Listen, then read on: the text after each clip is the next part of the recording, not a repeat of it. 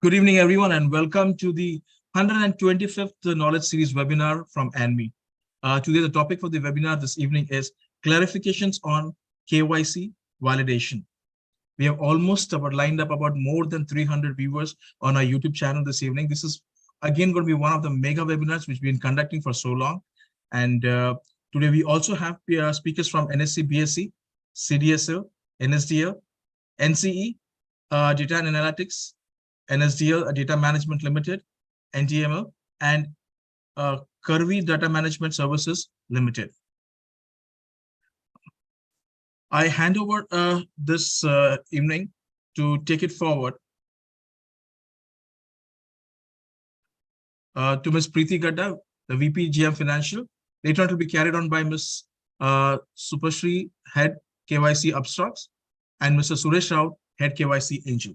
Over to you, Madam. Okay, thank you so much, Stephen, for introducing us. All right, it seems we are all here, and I see we are all set and ready to go. Thank you for joining, first of all the seniors and people joining from MIS. Since everyone is here, we'll get started. Thank you. So, as Mr. Vijay Gupta suggested, he will share some details via PPT. So first we'll go through that, and then we'll raise the questions that has come and that has gathered at our end. So over to you, Mr. Vijay.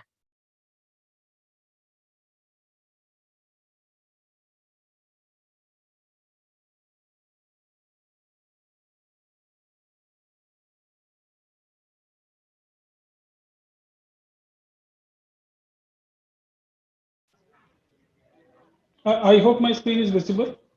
Yes, absolutely. Yeah. So thank you so much. Thanks to ANMI for arranging this program. I think it was much needed. There are lots of circulars and clarifications and SOPs being issued by SEBI, KRAs, exchanges. So I think what is the gist of all of this? This needs to be brought to everybody in terms of clarity. And also, I would like to thank to SEBI for allowing a lot of extensions, for clarifications, for accommodating various practical difficulties in working of this whole system.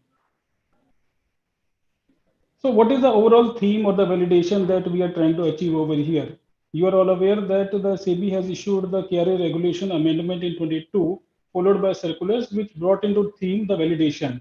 So far we have been working in the KRA system for more than a decade, and the KYC records as you are registered are passed on to the KRA system, and KRA does the validation and the verification against the documents shared by you. But now from, you can say, November 22 onwards, we have started validating it. So the objective is that the data and the process of KYC performance itself is standardized across the market system, and it is made available as a validated information to everyone so that they can make ready use of it. This is the most updated information is kept over there, because we have seen instances where the KYC updated information has been collected but not recorded at the central place. That is where some of these issues are happening. So most updated and validated record is maintained at KRA, which everybody can make use of it. And the source validation can be done directly by the KRAs. This is something we started with Aadhaar-based cases first, and now it is getting extended to other use cases also. It is also desired that the KYC data is synced across the market. So in terms of investor's record, in terms of his email details, mobile details, address, everything which is maintained in one intermediary versus other intermediary versus KRA system versus exchanges versus depositories, everywhere there is a broader sync of the information so that the entire footprint can be evaluated and all the checks can be performed. Now this is being looked at a risk management system from KYC aspect for the capital markets, and that is how it will be growing further. These are the initial phases in which we are doing some of the things, and more things will be coming forward as we talk about. So first, I am just stepping back a little bit and starting from the April 6th circular of SEBI, where we started with the source validation of the Aadhaar-based records. And after the extensions were granted by SEBI, initially it was supposed to be starting from July 22, but eventually it started from November 22 because of the issues with the validation of the Aadhaar records from the source. So from November 22, it started. It took some time initially to get it stabilized, but later on, I think more or less we are all okay with what is happening. And then it was extended, or it was applicable for existing records also from April 30, 23, because SEBI had given us 6 months time from November 22 for validation of the existing records. and it was further extended to May 22 later, and further final valid extension came till August 18th. So what is this validation that we are doing, and what does it mean? So permanent account number of the person will check it as per the ITD database, and subsequently the PAN Aadhaar shading also got added. That is, I think from 30th of June onwards, the PAN Aadhaar shading also got implemented.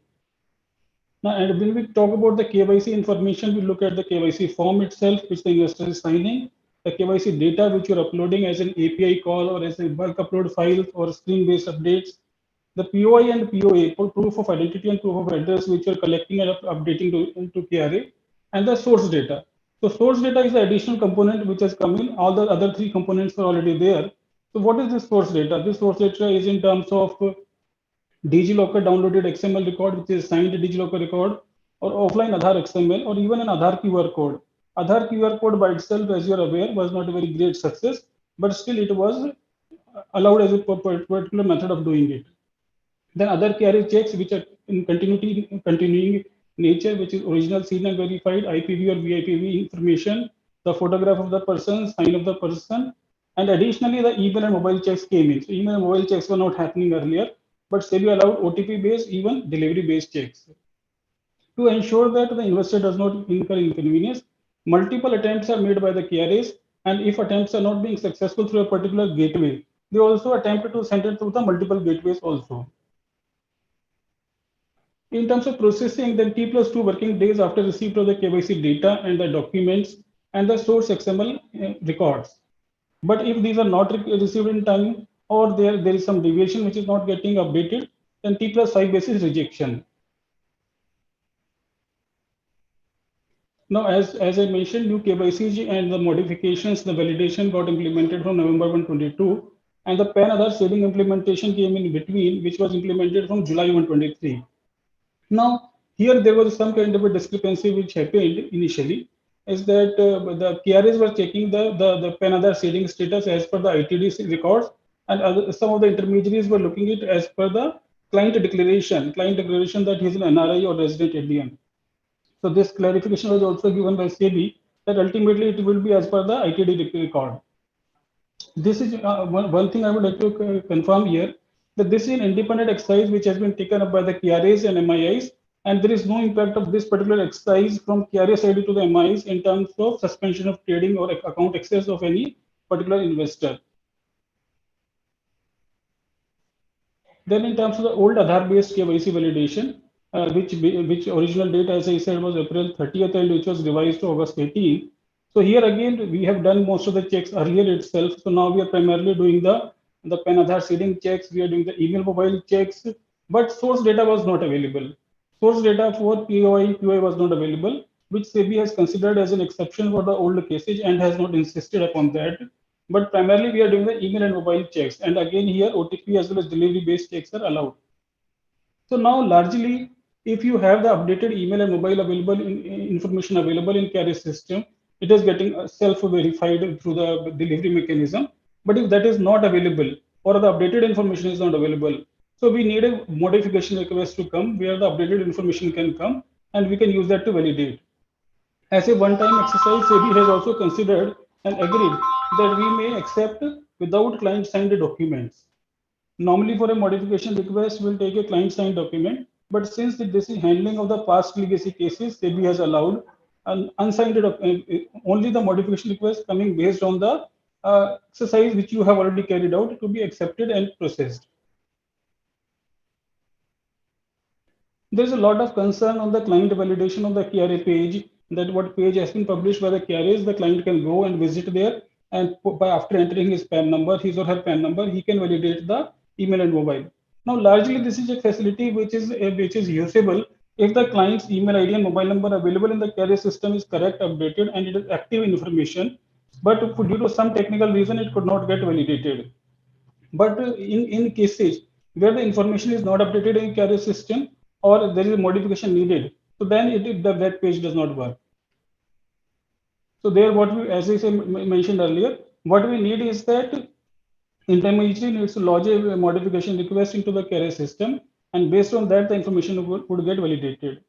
Some of the queries also I have seen in today's mail that why doesn't the KRA system directly collect and update the information? So as of now, KRAs are not the reporting entities, and they do not collect the KYC directly and process it. So KYC is done by at your end, and it is uploaded to the KRA system. Now I'm coming to the SEBI circular of August 11th. So one of the important activities, or you can say change, which this particular circular brought in, was a new account activation, and the transactional access was given, even though the KRA validation was underway. So if the KRAs have been given a timeline of 2 days to perform it, even during that period, the KYC could be activated, the account could be activated, and transactional access could be given. So that is a good change, progressive in terms of ease of doing business. One more thematic change, which was an extension of what we did on November 1st, was extension of the KYC validation. So earlier KYC validation was applicable only to the Aadhaar-based records. Now it has been extended across all the type of KYC records. For new clients, it was extended from September 123, and for old cases, which are non-Aadhaar cases, a 3 months period has been given. Now, if the carrier is able to verify these records from the source, that is in terms of passport, driving license, and other OBDs which are used, then the record will be converted into a status which is validated, and which can be, of course, used by all the intermediaries as a portable, reusable KYC record. If the carrier is not able to validate it from the source, then the status will be registered status, which is again a continuity from the previous mechanism that previously also it was KYC registered, and same will continue. So the intermediary who is onboarding the new client, he can continue to use it, but for others, it will require a modification. Now, again, from September 1, we will be starting the process of validation of the old non-Aadhaar based clients. And we have whatever numbers, maybe 30-40% of the records will be based on non-Aadhaar KYC. So here in this case also, we have to validate the email mobiles. So I would request all the intermediaries that if you have updated information of email and mobile, please lodge it as a modification request in the KRA system. And so that, before we reach that particular timeline of 30th November, we would have completed this exercise almost fully. Now, what happens on December 123? If the KYC continues to be in registered status, so it would be in registered status if email and mobile could be validated. KRA is able to update the email mobile validation, although either based on what was already available or what was given as a modification. But source validation could not be done. So this would be in registered status, and there will be no impact of this particular status, registered status, on intermediaries who are already linked to the investor. So you have your trading facility, your depository facility, all will continue as it is. So there is no impact of that. But if any new intermediary is onboarding an existing investor who is in KYC registered status, he would be lodging a modification request for that and look at the KRA validation status of the same. Now, if the KRA is able to validate these records, then the status will convert into validated status, and of course, it will be completely reusable. But if we are not able to validate the email and mobile also, and that is something which happened for the Aadhaar-based records on 18th of August, and same thing will happen for the non-Aadhaar-based records on 30th of November, unless there is some further extension, which I cannot comment. So then they will be reported to the MIIs for suspension. I could see a lot of queries relating to what is the primary status of the KYC which is to be considered, whether it is the primary status which is to be considered or the modification status which is to be considered. So all the intermediaries who are already linked to a particular investor, the KYC status, which is either registered status or validated status, remains applicable, and there is no impact on them for the new modification request which is coming in. So primary status of the KYC request needs to be considered. Now, if a modification request is coming in, so it might get processed, it might get approved, or it might go on hold, or it might get rejected. That is an impact largely for the new intermediary who is onboarding that particular investor. Now, if there is a modification request also needs to be lodged if the investor needs a change in the details. So if you download a KYC request which is in validated status and there is no change which is needed, there is actually no need to lodge a modification request. But if investor needs to update some of his details, then you can lodge a modification request and look for the KRA validation. Until 30th of November, even for the KYC registered cases, which are basically the non-Aadhaar cases, the modification is not required unless the investor needs a change. Now, those cases which go into registered status after 30th November, they remain in registered status, and you are lodging a on onboarding that particular investor. So you need to lodge a modification request and get it validated.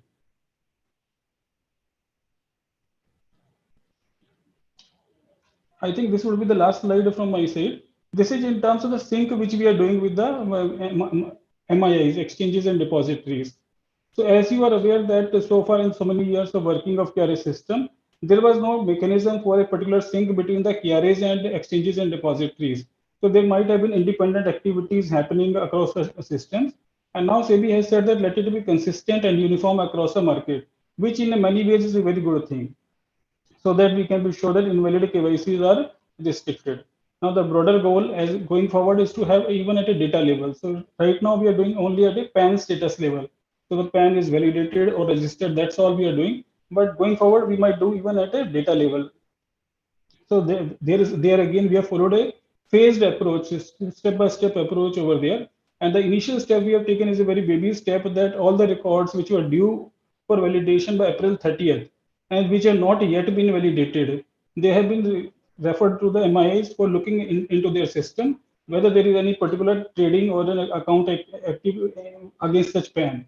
So that is a step which has been taken. And in these cases, also the KRAs had put the records on hold on August 18, and the exchanges gave 2 weeks time to the intermediaries and investors so that they could get it corrected during this time. And then thereafter, they are taking a daily dump from the KRAs so that if anything got updated or corrected during this period, so that should be removed. At the next level, which might again happen in a few days' time, the total KYC records in the KRA system, which could be around 9 to 10 crore KYC records, would be checked against the PAN in the MIA system. Now, these 9 to 10 crore KYC records, which I am seeing, are the registered KYC records, are the validated KYC records, and their status would be updated or mapped in the MIA system also. So that activity will be taken. Now, if as a result of that activity, some transition is required, some correction is required, that will be also discussed. These are all points which are still under discussion.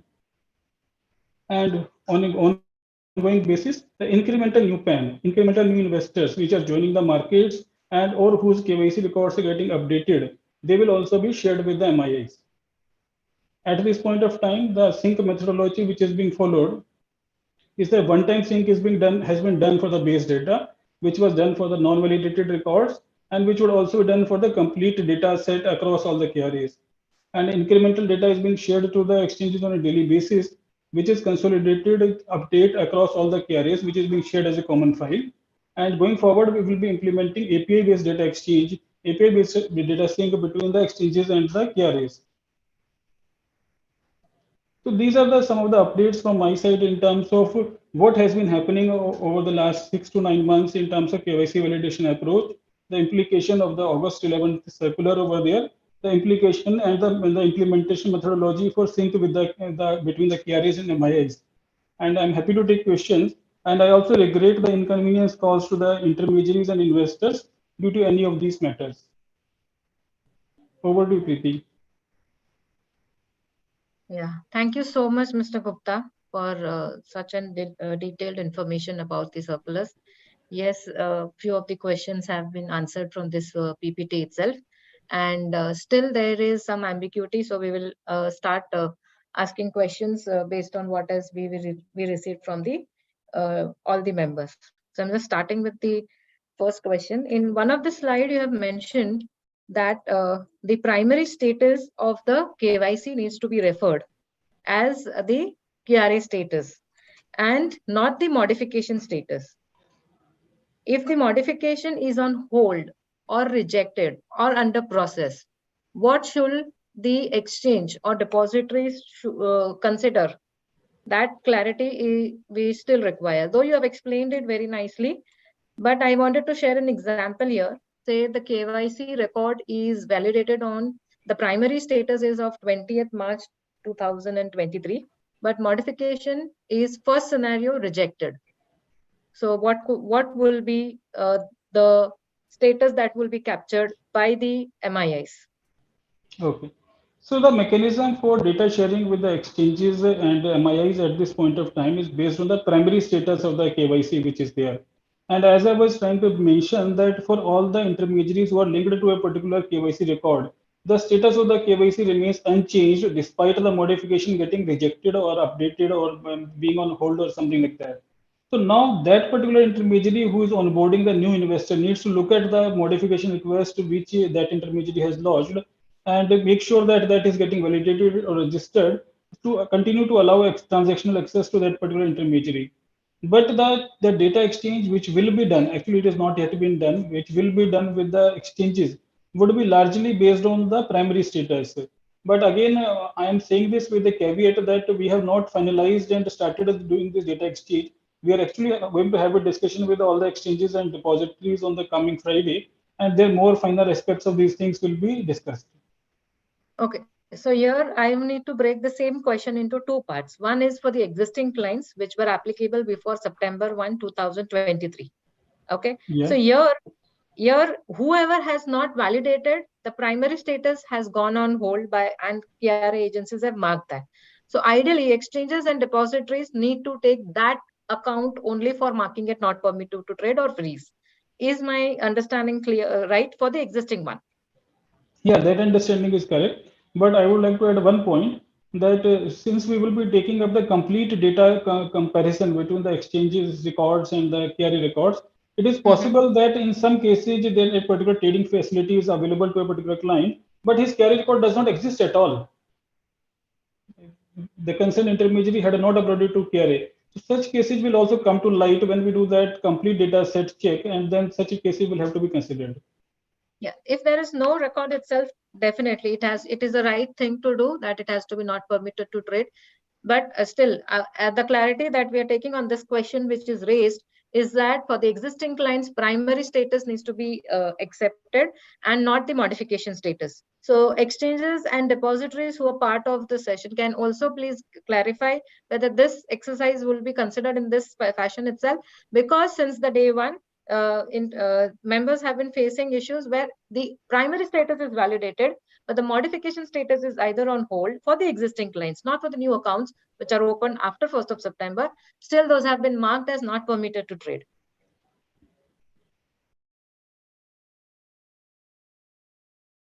Yes, anyone from MI side can please help us with the clarity.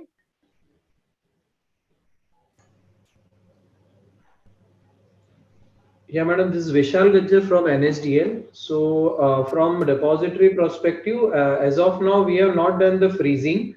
So, what we assume that this question would be from the trading aspect, that the UCC is kept on hold.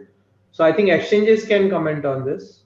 Sir, in that case, since tomorrow is the due date for the depositories itself, so you might be considering the status as on today from the KRAs. That is what we understand from the last meeting. So in that case also, if you're going to consider, so you're going to consider the primary status itself, right, for the accounts which are activated before 1st of September.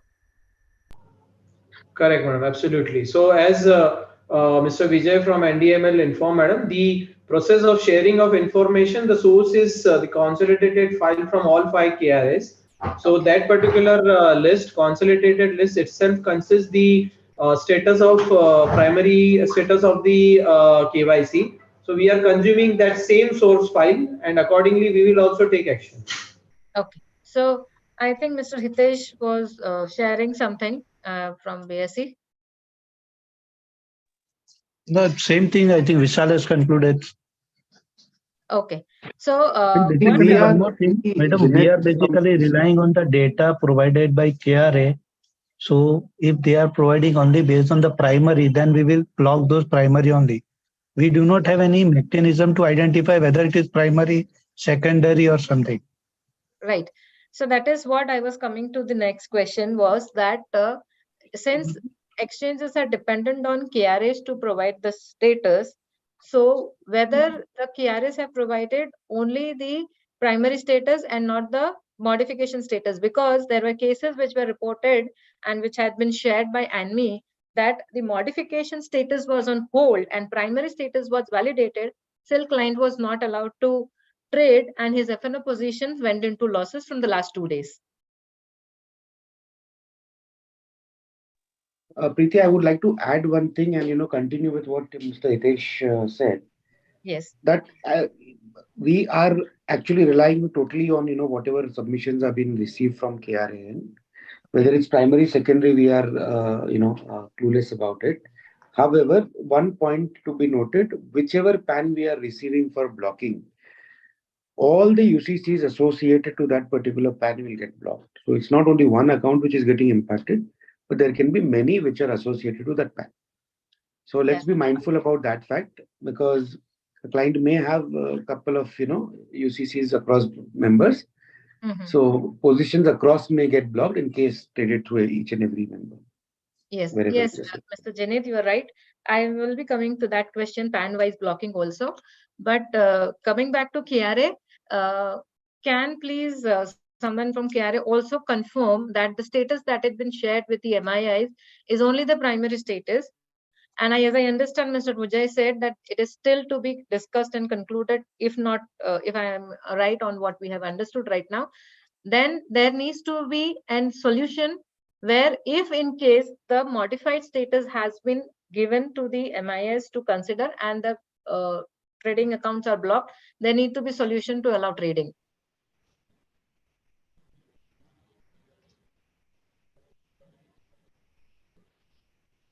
So the concern is the primary status along with the modification status is shared from the KRAs, and hence there has been a little noise in the from the member side that their clients, top clients, were not able to do the trade from last 2 days.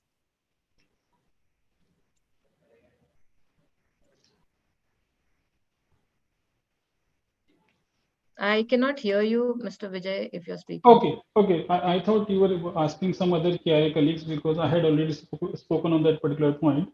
So Yeah, yes, I completely agree with you.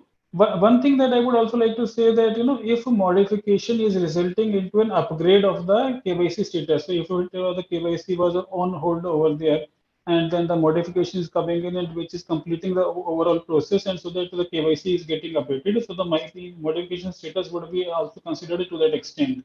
But if it is getting rejected on hold, that is not correct to include that in the status to be sent to the MIs.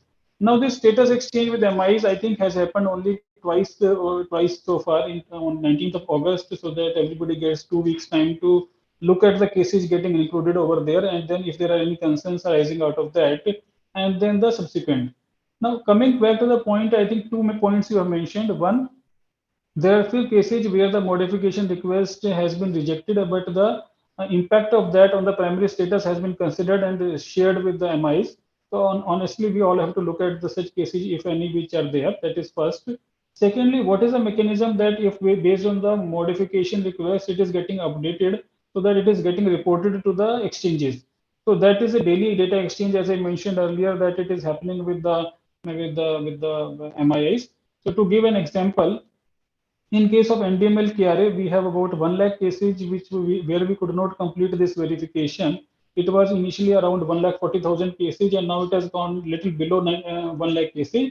And yesterday we could validate 495 new cases, and we have shared the status of those 500 cases with the MIs that could be removed.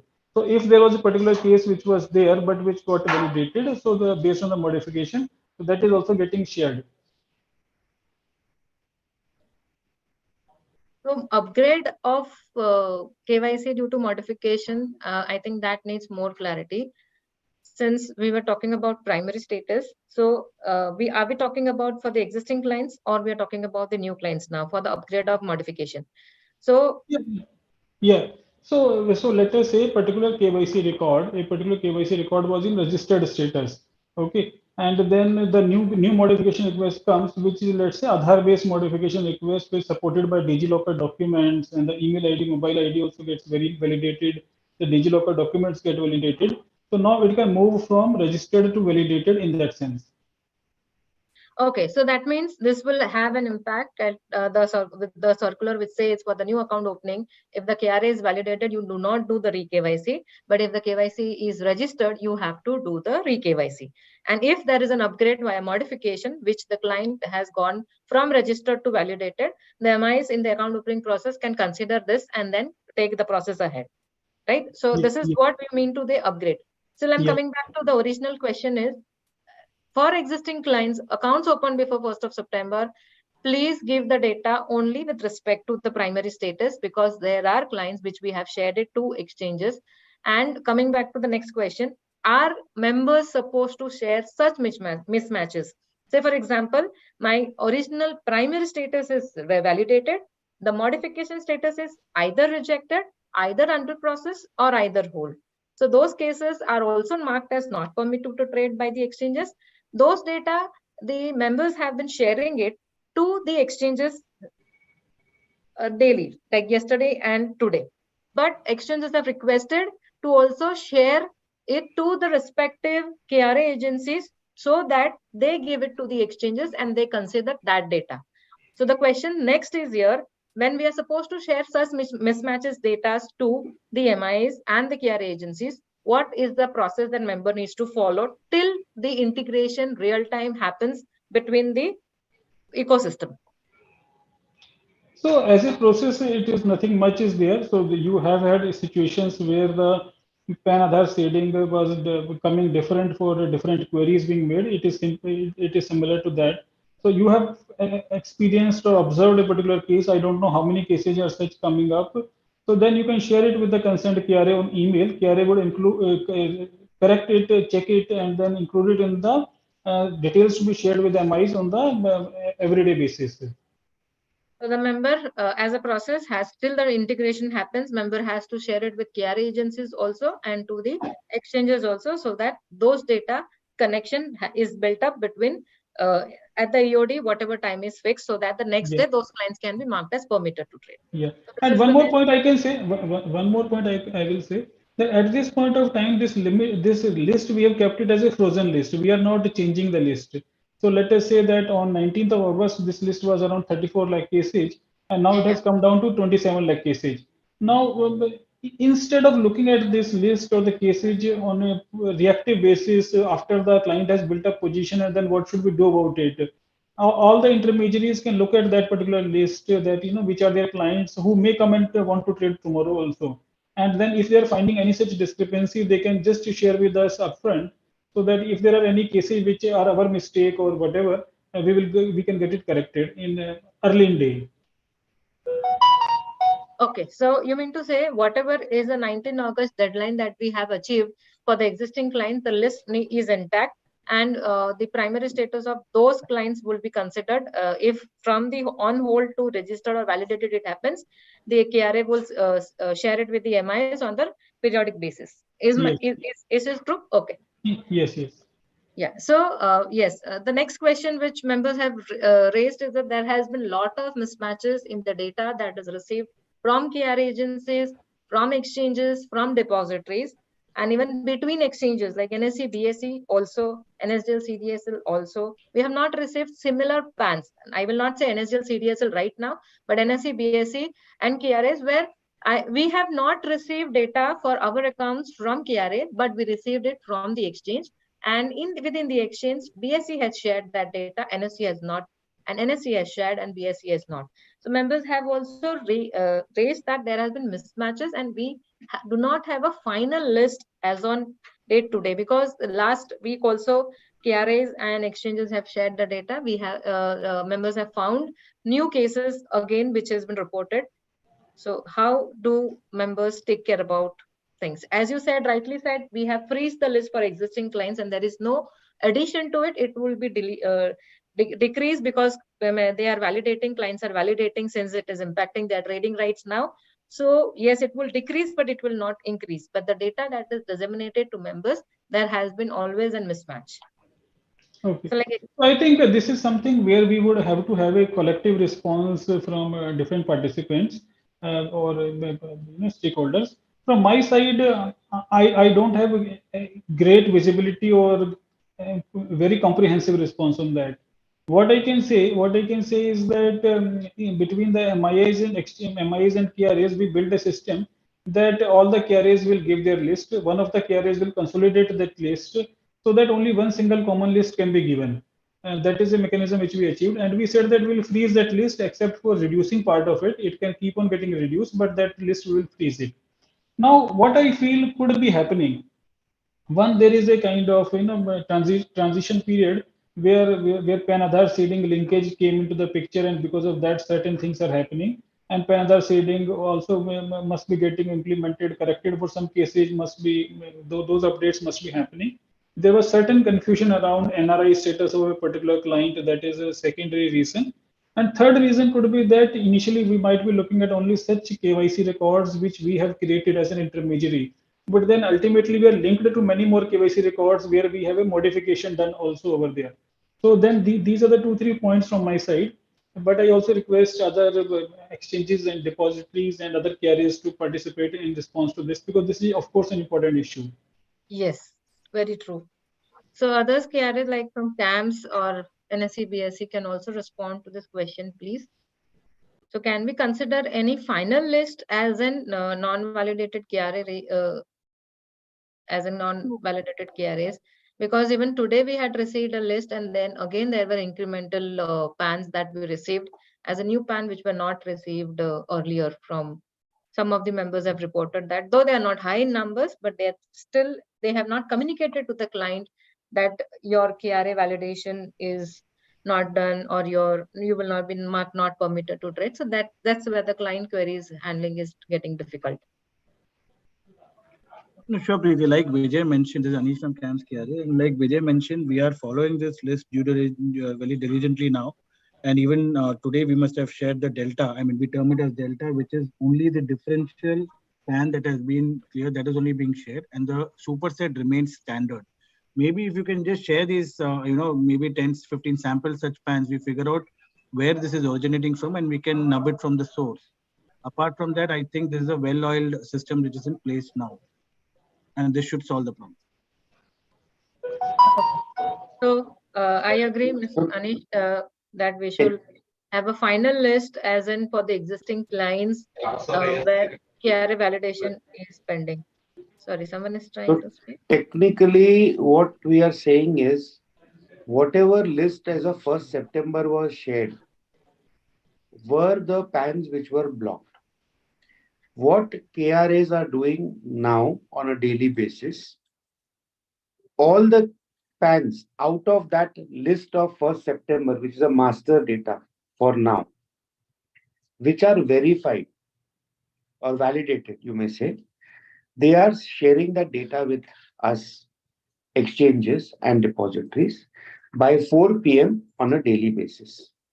Now, while they are proactively checking for accounts which are validated between 1st and 5th September today, any request which is coming from the members to the exchanges or in MIIs stating that this particular PAN is already validated, but still the account is blocked, those records or those PANs, we are proactively sending it to the KRAs, all the KRAs, stating that these are the PANs which are, according to the member, already validated. However, they are still not permitted to trade. So while the KRAs are sending a list of all the PANs which are getting validated according to them, they are also looking at these PANs which are coming from the MIIs to them, and they share a consolidated list in their 4 p.m. file, which we mark as, which we actually, it's a stage 2 process by which this will get incorporated in our system, and whichever are validated, means obviously those PANs are validated as confirmed by KRAs, will be permitted to trade going forward. That is a subsequent day. So currently we are practicing that. In the interim, if rather sharing the list with us, our MIIs only, members can copy the respective KRA they are associated with, copying with the CC to the exchange, asking the KRAs to immediately update today's Delta file, which they will be forwarding it to the exchanges so that the client can trade from tomorrow. Okay, so got it, Jinit. I think that will help our members to follow the process and smoothen this further. till the time we are going to integrate. But then still, we asked members primary status if it is validated or registered, and irrespective of the modification status for the existing clients, they can share such mismatches, and we can get those clients permitted to trade with coordination with the KRAs and the MIs. The next question in the same thing is that for existing clients we have spoken about, what about for the new clients? Now, say for example, client is already registered with broker A. He comes to open an account. Definitely, members have to see whether there is any change in data or not, whether email, mobile, or address minute changes also. Then only the KRA needs to be uploaded. In case they find there is a mismatch in the address that is updated in the KRA and what is received at the members end needs to be uploaded. So there will be a modification. We will talk about the cases where modification needs to be raised because client is already KRA registered. So in those cases, the client can be allowed to trade as per the simplification SEBI circular. And whenever if the modification status of that particular PAN goes on hold, the client needs to be debarred from trading. That's what the circular says. Now, the clarification that members seek is that if the modification status is going to be referred for the new clients only, then does the member have to take action, or any which way exchange will mark it as a not permitted to trade? Okay. So I will take the liberty to try to answer this particular question. So, as we discussed as part of the previous question also, that, we want to also reduce the inconvenience to the investors and the intermediaries as part of this exercise. Although as part of the mandate, we are supposed to implement it for the new clients also from 1st September, but we took a conscious call that first we will implement it for the existing data set, which are due from 30th April itself, and then we will expand it to more categories. And when we expand it to the more categories, we need to make sure that there are proper SOPs in place, there is proper transition time in place, there is proper notice and information available into place. So that is something which has to be done. And the discussion with the MIIs in terms of the data protocols, the updated status, the modifications, and everything has to be yet to be done.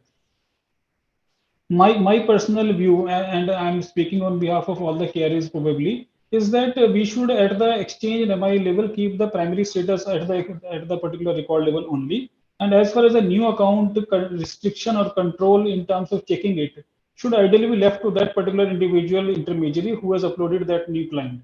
Otherwise, for exchanges and depositories also to implement and check it for multiple modifications coming in, it could be quite confusing. But we still have to discuss it and finalize it. Okay. So as of now, we take that even for new clients currently, primary status will be considered. Modification status, if it goes on hold, it is member's responsibility to depart from trading. Correct. Until the new SOPs are in place and we are being communicated. Yeah. Am I right? Okay. Yes. Yes. Now, in this question itself, where there is a question, we have allowed the client to trade. Say, broker A has allowed Mr. A to trade because his KRA is on hold. Yes, the tax needs to be followed is 2 days if data and images are being uploaded to KRA agencies wherever modification is required, and if in 2 days post putting the KRA on hold, if the member does not revert or does not rectify, the KYC needs to be rejected. But we have been observing, members have been shared questions that there are delays in these stats also. So how do we manage that? So yes, yeah. So yes, there could have been cases. There have been delays primarily on account of, I would say, email mobile validation, or you can say delayed receipt of the XML documents also in some cases, or at the carry level also. So now I think when we met in SEBI on 22nd of May, so this was discussed that it is better to reject those cases so that other people can upload it and correct it. That is something which would be more rigorously followed. So that if everything has happened, the data, documents, XML, everything has been received, and then you have to process it. The process could result into successful updation or downgrading, but do the activity and close it. That is what we will be following. Correct. So in the interim, say for example, it takes a 5-day period from uploading of KRA till the rectification, hold, and completion of the particular KYC in a pure vanilla scenario, and clients takes the position. Say, for example, after 5 days, I get a reason that email mobile not validated. Okay, the member, what is member supposed to do in that case? And the position is open. Okay. So, Preeti, I would say it is not 5 days because first of all, the intermediary has to upload the information to the KRA, which as per the SEBI existing things, it could even take 10 days for that to be done. You could upload it in 10 days, right? Yeah. So then if you club it with that 10 days plus next 5 days, so some lot could happen during that period.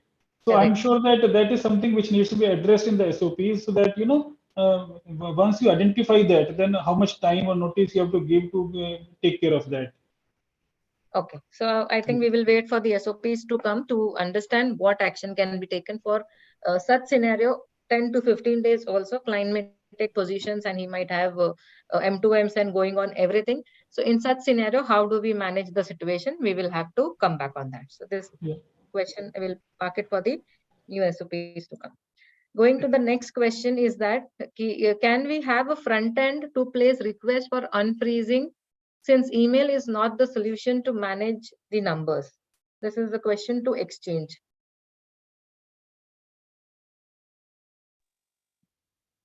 Madam, unless and until we get a confirmation from KRA, we won't be in a position to, give a confirmation that yes, we will allow them to trade. So instead of sending request to exchanges, I think this request should be sent to KRA so they can validate and send it on the next day.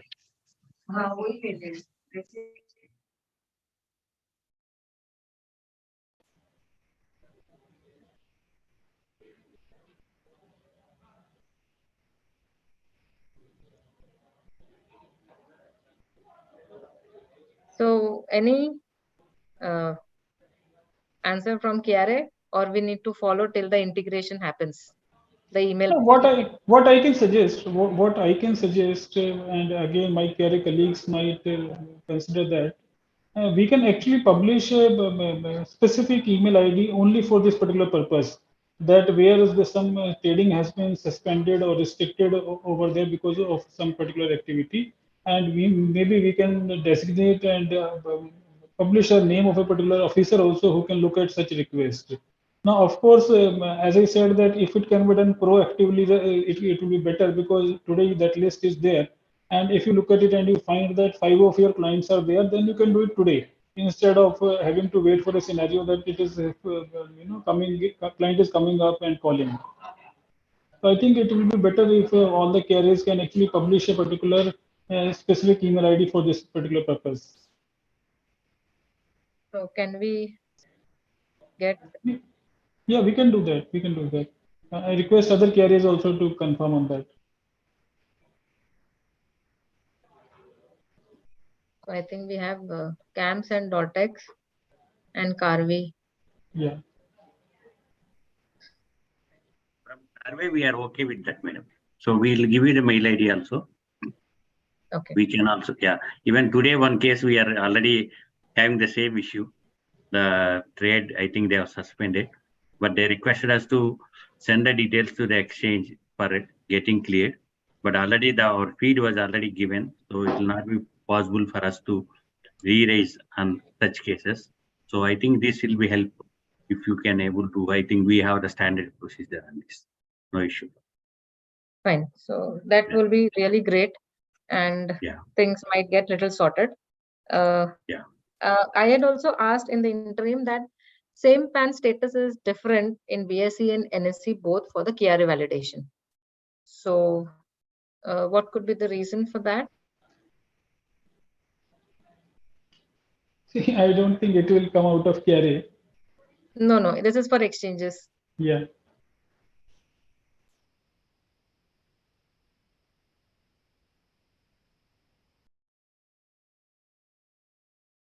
Yes, someone from exchange side, please help us to clarify on this.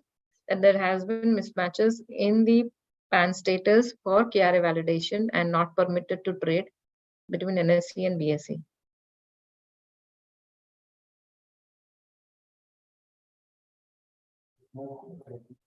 Hi, Shanti here. Yes, ma'am. Yeah, hi. So this one concern now.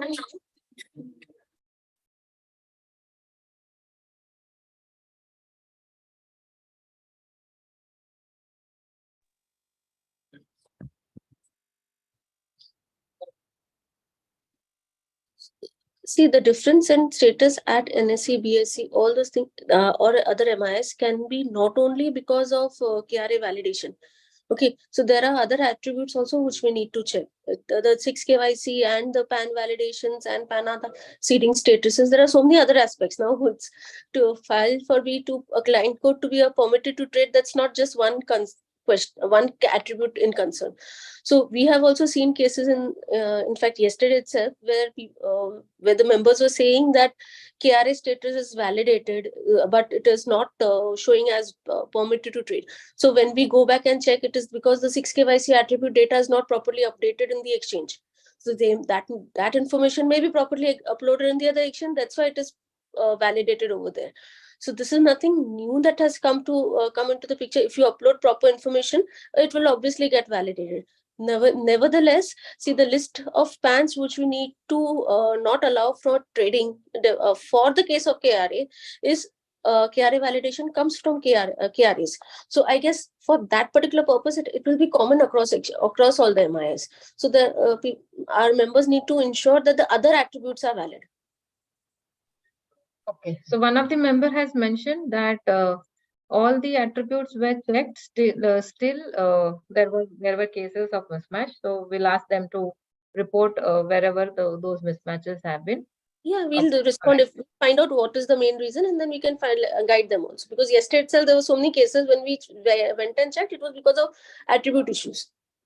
Yeah. Either the PAN was invalidated or, PAN Aadhaar seeding status has not been updated, where we've given an option to get it unfreezed, raise an unfreeze request. So those things had not been done. So these could be the reasons also for differences.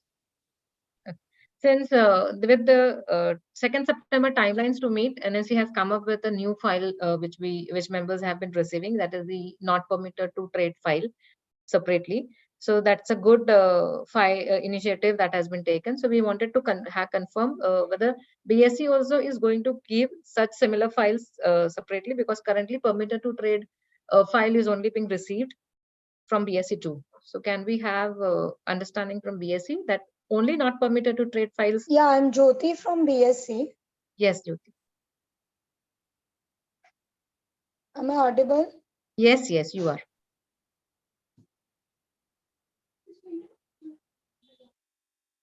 Am I audible? Yes, we can hear you. I'm Jyoti from BSE. Yes. Yeah, so on the basis of the PANs received by the KRAs invalid PANs, BSE is also downloading the records separately in the UCC database, wherein we are also giving the list of client codes who are not permitted to trade on the basis of PAN received from the KRAs. Okay, got it. So the question to NSE, since and not permitted to trade files are being given on the extranet to members have requested, since there are many attributes that one has to check, like PAN validation, name, PAN Aadhaar seeding, 6 KYC attributes, and now KRA validation. Yes. We are also giving the separate file to the members, giving them the list of client codes and the PANs.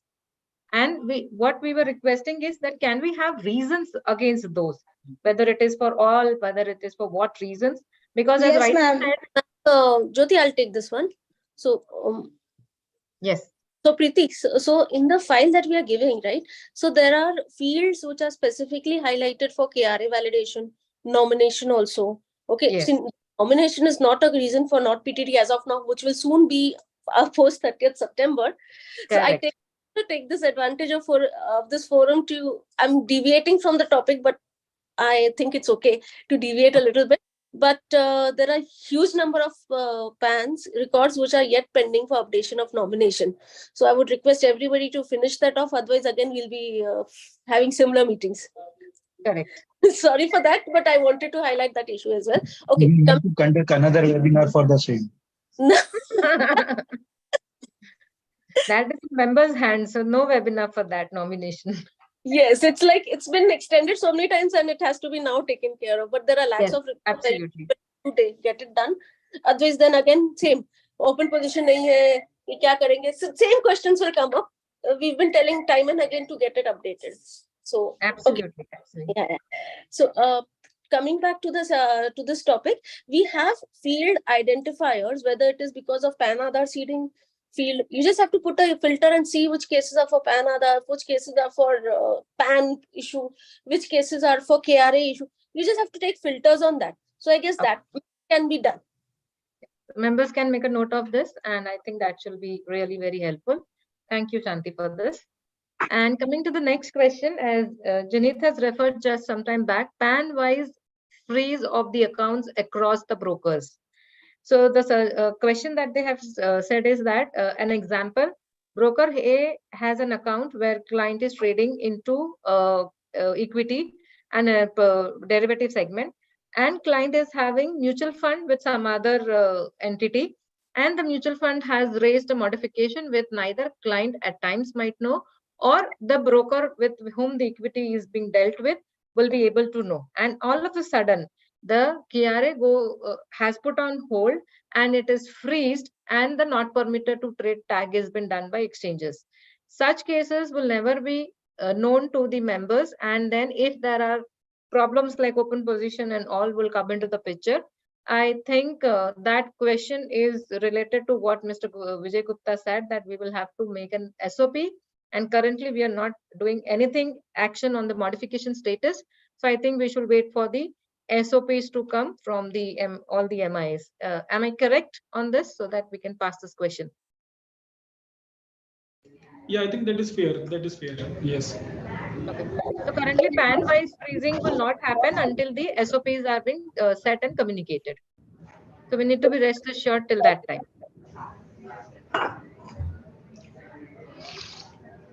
Okay. Coming back to the next question. There is a question for KRA that there is no change in email and mobile, and client is validating through the links provided by the KRA agencies. Why a physical request is asked from the client, and it is creating a lot of time to resolving client query and also communication between client and KRA and to manage that. Can we ease out the process for KRA validation, at least for the existing clients? No, I'm not clear about this, because if the client's email mobile has not changed and he comes to our page and he does an OTP based validation, so there is nothing further to it after that. Actually, there is no physical request, nothing is needed after that. I think NDML might not be asking it, but there are KRA agencies. They say if the primary status has put on hold, then you have to take a physical request and upload, and then only you will be allowed to modify, and then only it will be validated. Even if the client's done the OTP process on the link that has been provided by the KRA agencies, mandatorily it has been asked to raise a modification request.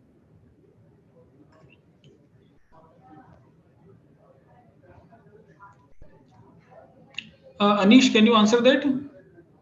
CAMS, Karvy, and CVL are definitely asking for those. No, sorry. Can you, Preeti, I'm sorry. Can you just come again once again?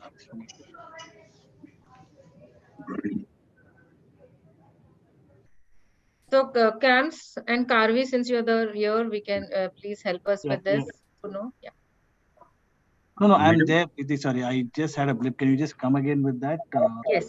So what I'm trying to say is that for existing clients who wants to validate their email and mobile, and there is no change in the data which is available with the KRAs. So they go to the links that are provided by the KRA agencies, they validate, and then after that, it has been asked to upload a physical KYC form for email mobile, since the primary status is on hold post 19th of August. Before 19th August, it was by the click of the OTP, the KRA was getting validated. But post 19th of August, the physical request is mandatory. That is what is the question from the members. At least for those existing clients, if there is no change in email and mobile and client is able to validate and do the OTP process, can we go over with the physical request? Sure. So from CAMS KRA perspective, Preeti, if you're aware, if you noticed, on the CAMS KRA website, we had given a provision where if the PAN is of CAMS KRA, the investor could directly come and change his mobile number and email ID in case they needed to modify. This was applicable only for cases which were validated.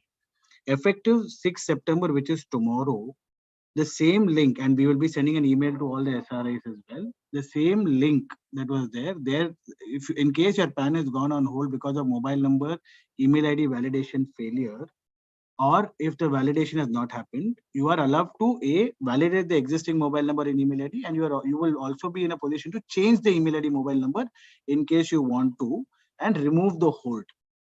This link is tested and going to get into production by late tonight and should be active tomorrow morning. Kannan, please make sure that we send a communication to all the SRIs. Yes. And since though we are not on the subject, just one additional thing is similarly by later this week, we are also coming up with another link where if the PAN is on hold because of PAN Aadhaar linkage not happening, that also you will enter the PAN and you will give us a notification where we will do the validation with NSDL and automatically remove the hold, thereby not needing you to write emails to us and eliminate the entire, and automate the entire process.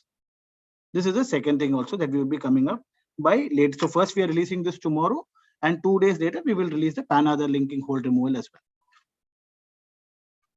Okay, got it, Anish. I think that's what KRA is from CAMS KRA is going to initiate it. We want to also know similar process will be also followed by the other KRA agencies, because there is a difference of SOP with other between the KRA agencies.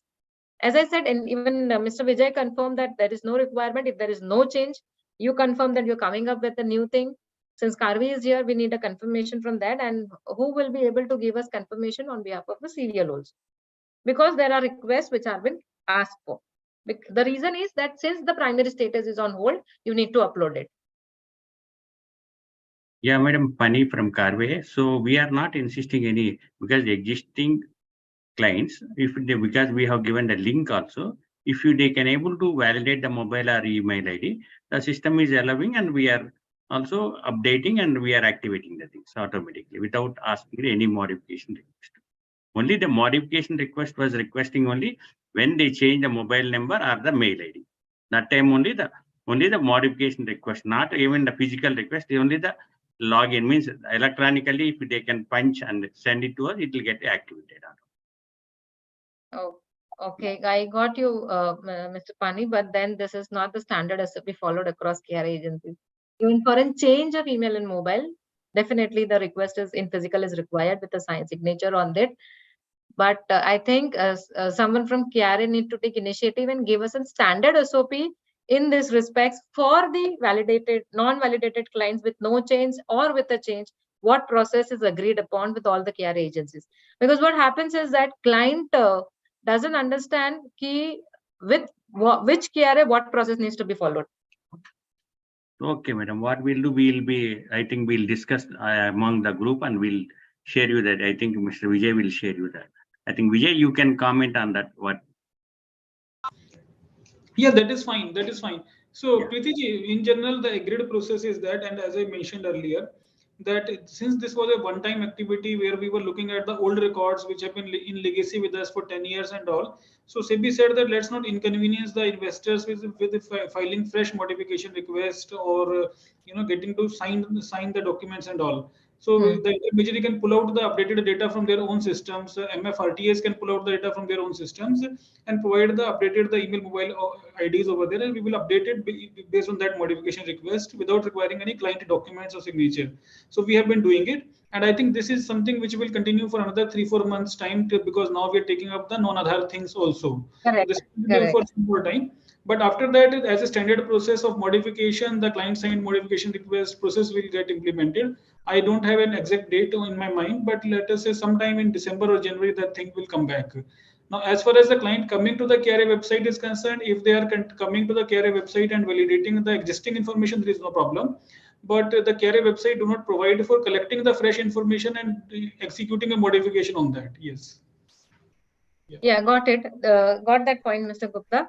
there was a question where it was raising that you please give a portal where client can come and directly raise it to you all.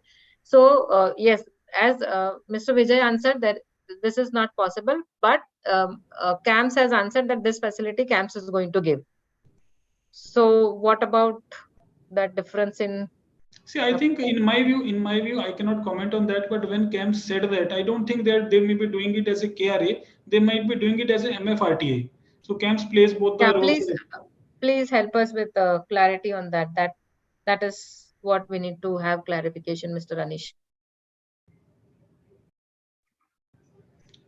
If we are referring to updation and see, there is a facility that each KRA, so there is a common SOP that all KRAs follow, which is standard across all, and we across all KRAs do it.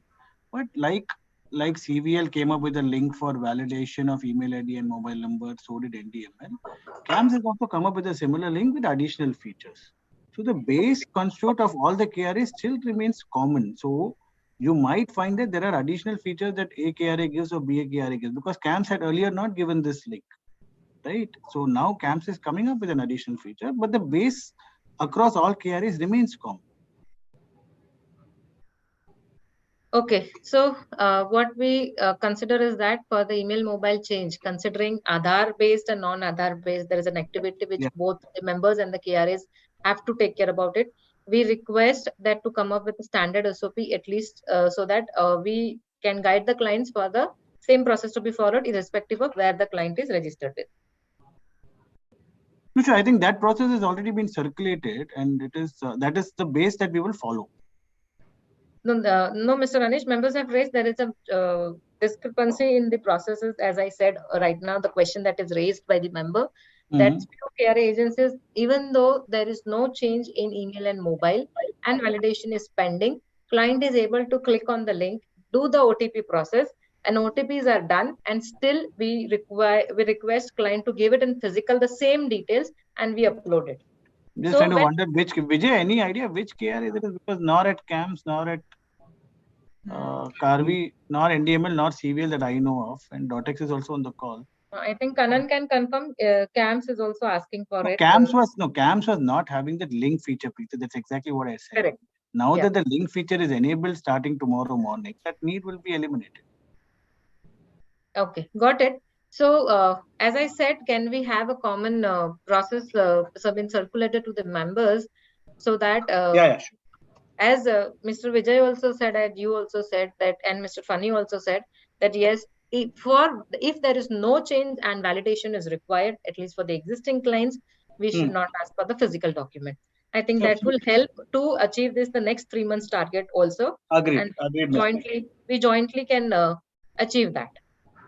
Yes. Okay, the next question that is raised by the one of the member is that the trading status and active inactive status both are a mismatch in the full UCC file and the NPT file shared to the members. This is for NSE.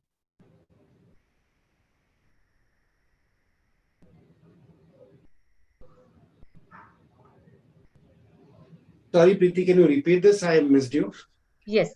So what the question is, the trading status that is permitted and not permitted to trade and active inactive status both are mismatched in the NSE UCC full file and the not permitted file which has been started.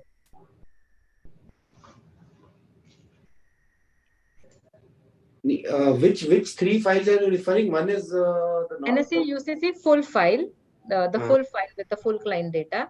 Even there also the trading status and active inactive status is there.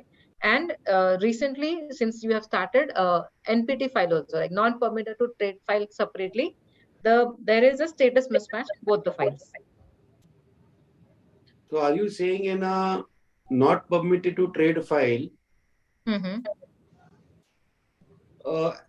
vis-a-vis any other file which you are referring to, one says not permitted to trade, is it? Yes, yes. And even the active inactive status. Can you share me a few examples of that? Yes. So we'll ask the members to share those cases separately. So members, whoever has raised this question, please share it to the email ID UCI nsc.co.in. You can copy me also, and you can in the subject line mention the today's discussion. We will check it. So that should not be a case, but let me see what it is. Okay, noted. So moving on to the same different question. KRA of a client is not validated due to non-linking of PAN and Aadhaar. Now they are linked. Kindly inform what needs to be done to allow them to trade in exchanges. So I think PAN Aadhaar linking, there is an unfreeze request already available at the UCI portal. So you can raise an unfreeze request and the needful is done on the same day. KRA is validated on Saturday, but still client is not allowed to trade on Monday. Email sent to UCI, but they are not responding, saying wait for some time. So probably this is a transition period from 1st September to 4th September. And as we already discussed that we are going to follow the primary status, and the cutoff which was taken was 1st September. And on ongoing basis, the data will be shared by KRAs to MI. So I think this also should be answered.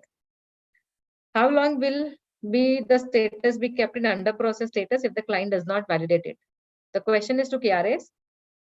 If client is not validating it via OTP, how long the status will be kept as under process?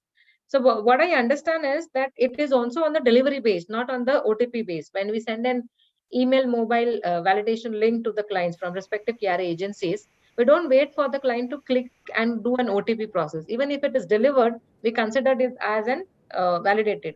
Am I right? Yes, Someone yes, from that is KRA? right. Yes, yes. That's correct. Yes, that's right. Okay, so is it that under process status is there because we're waiting for the validation to complete? That was the question. Is so under process, when the intermediaries lodge the data into the KRA system, it becomes under process. Now at that point of time, KRA start the email mobile validation process independently, and then wait for the documents and XMLs to come. So once the documents and XMLs come, then they be validated across those things over there. So now if the email mobile validation is taking time, or the document receipt is taking time, or the internal validation time at KRA is taking time, so these are the cases it will be under process, so to say. But then as we discussed earlier that, if it is not coming across in 5 days time, then we have to anyway reject it. correct. Yeah. True. So how to get the status of only hold, reject, or other than validated status on a daily basis? For hold and under process, there is a report on a monthly basis available on the KRA side. I think for reject, there is no report available. Consolidated report for rejection is not available. So any question on that? Yeah. So largely you have a query API mechanism where through the API's usage, you can check the status of any particular PAN which is there. So that query API is an instant way of doing it. Otherwise, there are reports which are, period reports or batch reports. Otherwise, query would be the fastest, I think so. Yeah, so to members, even to fetch the status, even for hold and reject and all those reasons, if you make an utility to download data via API, I think that is working fine for most of us. Okay, the PAN is validated on KRA, but to the file sent to the exchange, it is not updated. How to resolve? So we have answered this already. If any client's PAN card gets validated today, by when, what time it will be allowed to trade? So I think that we discussed the process. It is that if you find that it is validated today, share it to KRA, share it to MIs, and then I think if the KRAs send the feed to MIS today, by tomorrow the client will be allowed to trade in a vanilla scenario. Am I correct?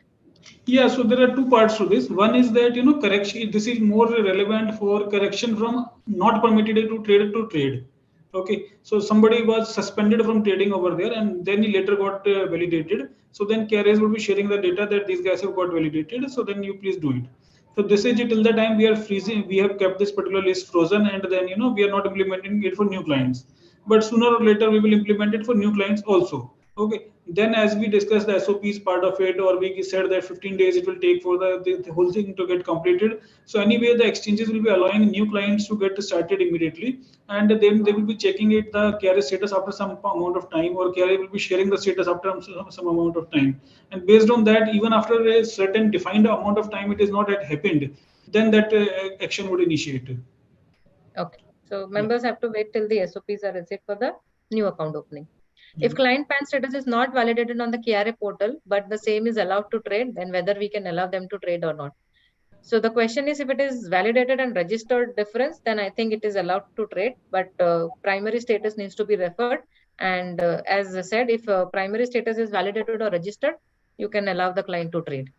Aadhaar card was taken before state of Andhra Pradesh was divided, and now Aadhaar card shows as Andhra Pradesh as state for places in a newly transformed Telangana state. Why doesn't the KRA consider this and validate the KYC? So the question is that Aadhaar card has Andhra Pradesh, but now that state has. So that should be a complete exception. There is no ambiguity on that. There must be mistake, whatever it is, whosoever KRA is concerned, even if it is NDML KRA. So please send that thing to respective KRA. We will get it corrected if it is with us. No issues in that. Okay.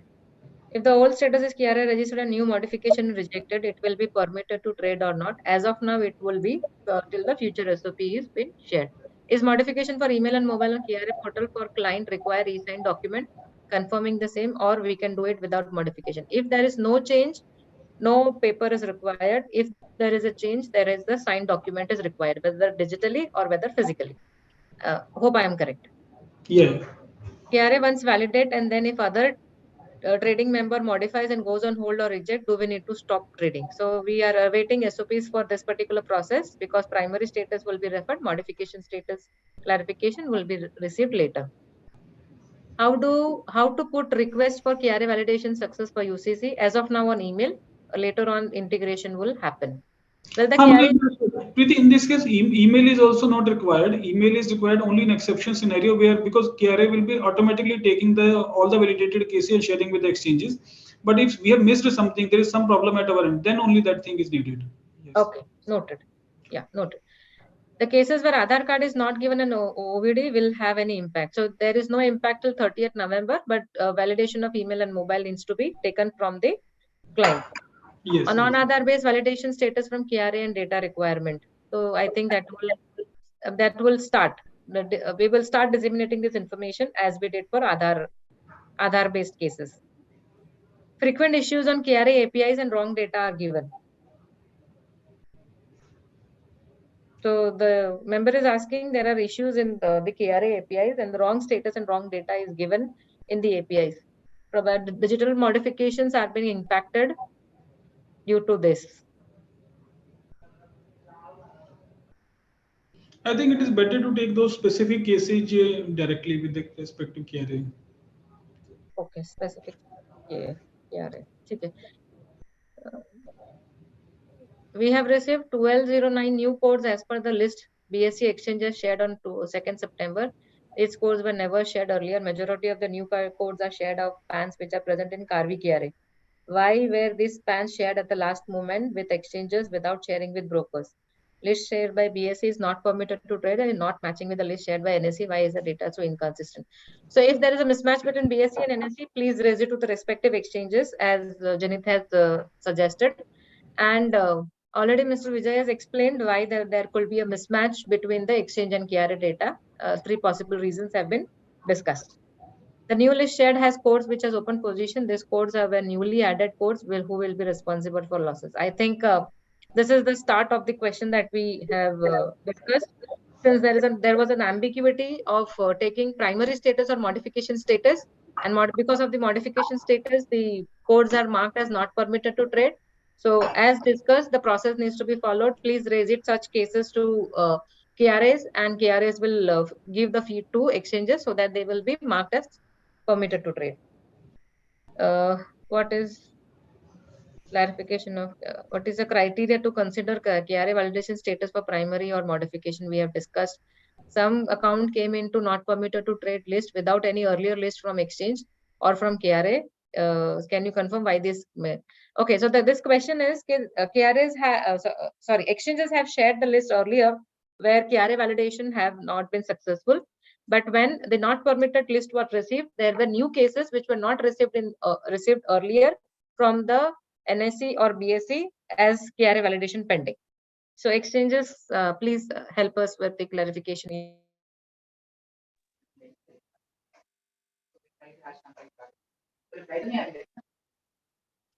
Yeah, I'm Jyoti from BSc.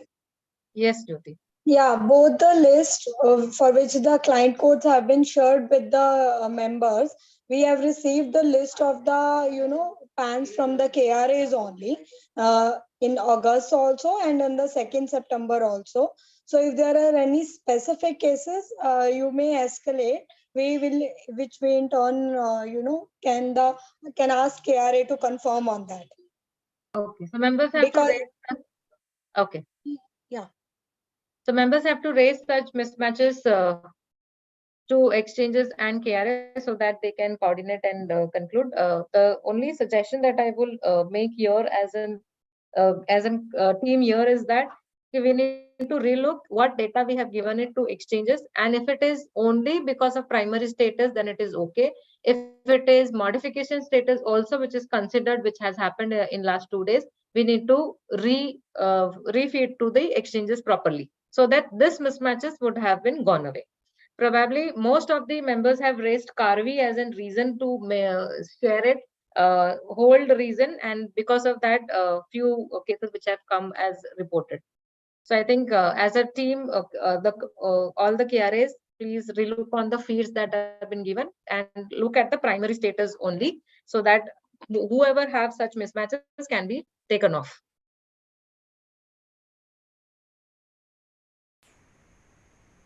Agreed. If client query, then difficult to handle exchange as does not provide to him. Please do not consider KYC modification. We have discussed KYC registered are allowed to trade till 30th November. Then why they are not permitted to trade list? So the member has shared that there are cases which are KRA registered, still not permitted to trade. They have been tagged as. No, so the list which is relevant for 30th November, it is not in question or discussion right now. As of now, the list that we are discussing is only what was due on 30th of April. So the 30th November cases are not yet being considered. Okay, so if there are any mismatches, if members find, you can report it to exchange and KRAs.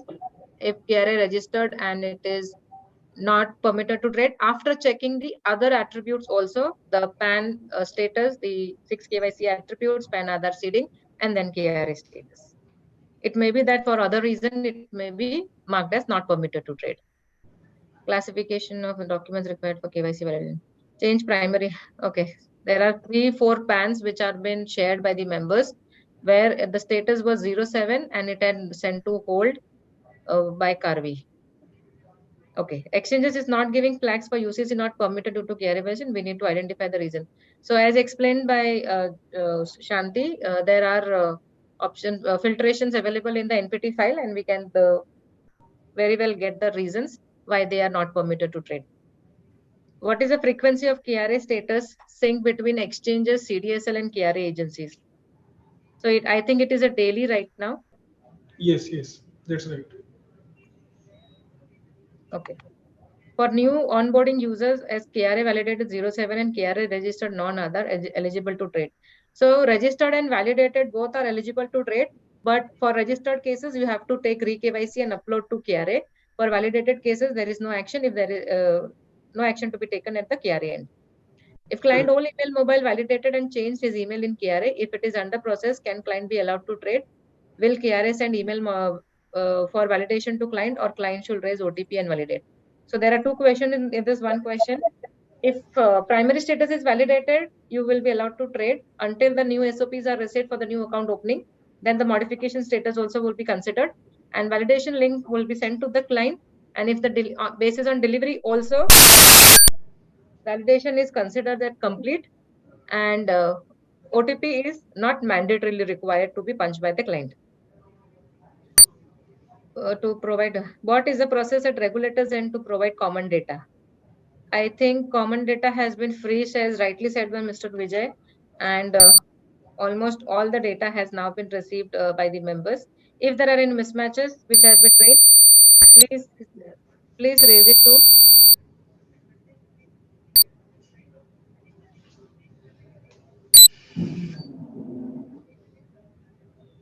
Okay, some beep sound is going on. Okay.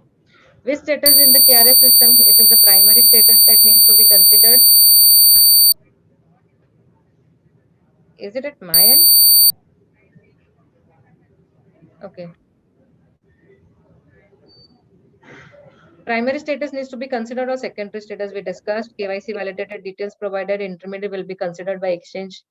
We have discussed periodicity also. We have discussed supporting document necessary to upload in case of email mobile validation and no modification. We discussed we need to await for the standard SOP from all the KRAs. How KRA will be able to verify NRI international mobile number.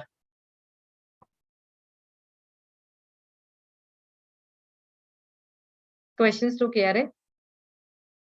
Probably we can't verify the international NRI mobile numbers, but is there any answer to this?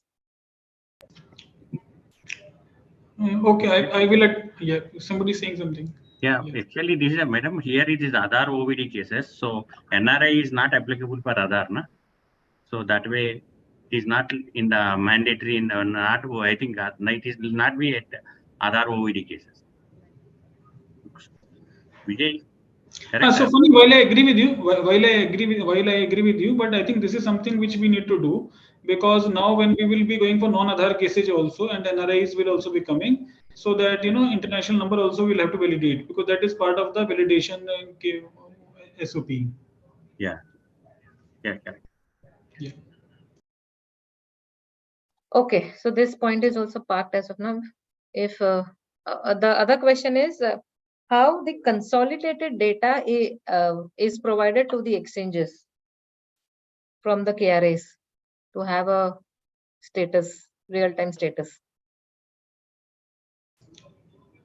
As we discussed, so we are providing a daily file to the exchanges through the SFTP mechanism at this point of time, and this will be further enhanced to an API-based sync going forward.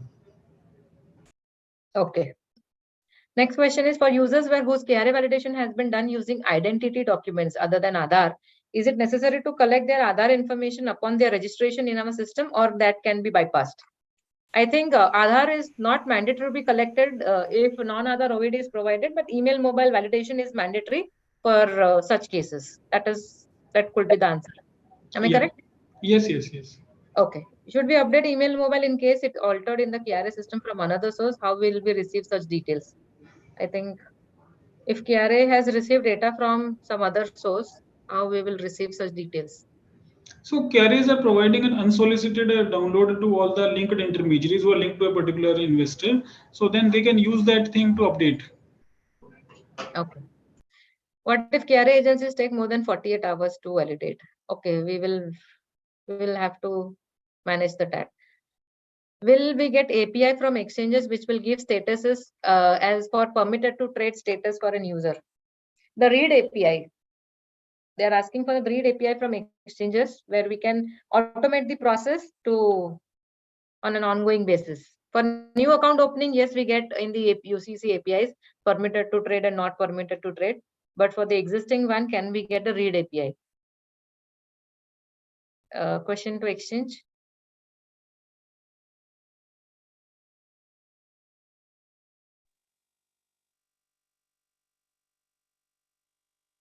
Yes, Jyoti.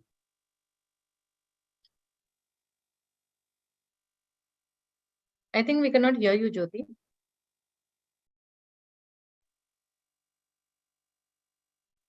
Someone from exchange can help us with this.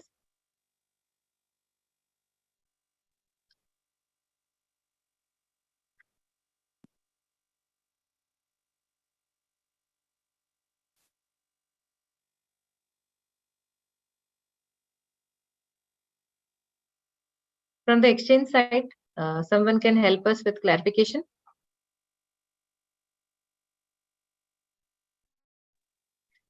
I think Jyoti is trying to speak, but we cannot hear you. Mr. Hitesh, can you help?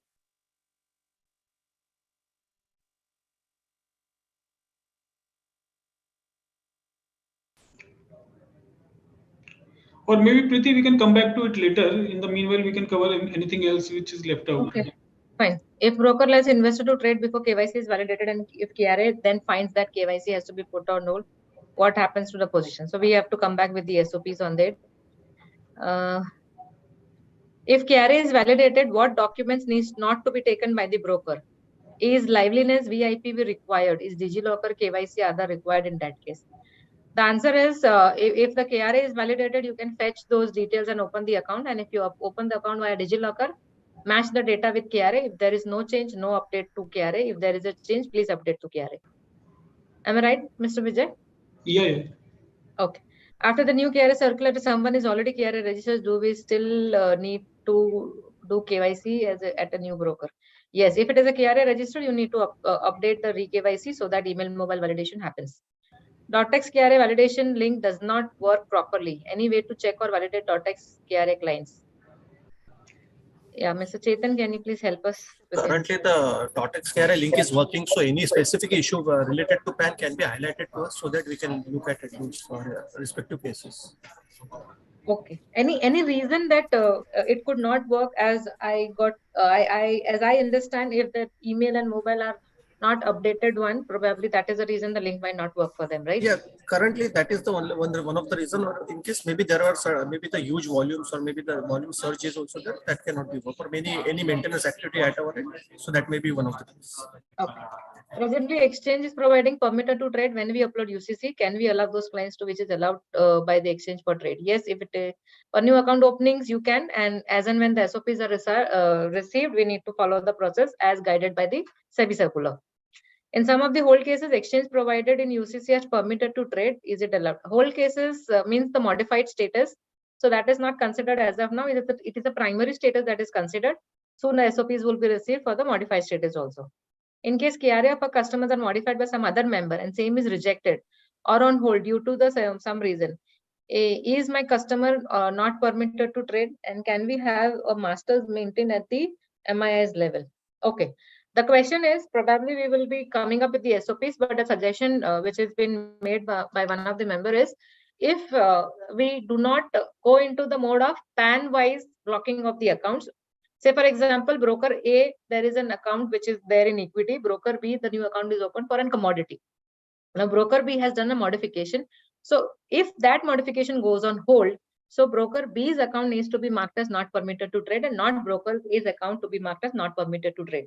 The solution that has been suggested by one of the member is that you can have a masters in place, the member code and the POS code, which can be mapped. So the KRA will know via which POS code this modification is read.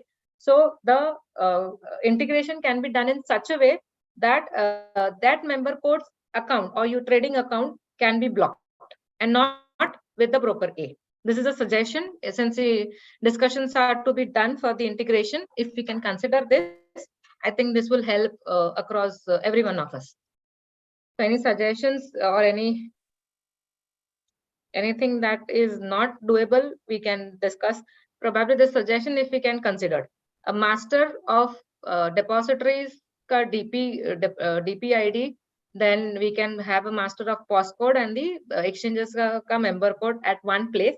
And whoever does the modification, that person is impacted and responsible for not allowing to trade, and not the whole industry for that particular account. So any acknowledgement if we can get that we can think on this particular solution? So yes, we will keep that in mind while discussing this particular issue. But I think it has its own implications also, that then you will find that the data which is more layered, more structured, and it has more layers over there. And then people will say that for some cases it is getting approved, for some cases it is not getting approved, and it could have the potential of creating a lot of confusion also. So that is why I was trying to think, at least at my level, that let it be at the MI and at the PAN level. And then, for the respective individual SRI who is uploading it for that particular new client, he can be responsible for looking at the validation status. But we will definitely come back on that. Okay. Some of the customers KRA is validated as per KRA portal, but still it is showing not permitted to trade in NSE BSE. So as already discussed the process, whether exchanges consider the initial KRA status, or we have discussed it is a primary status.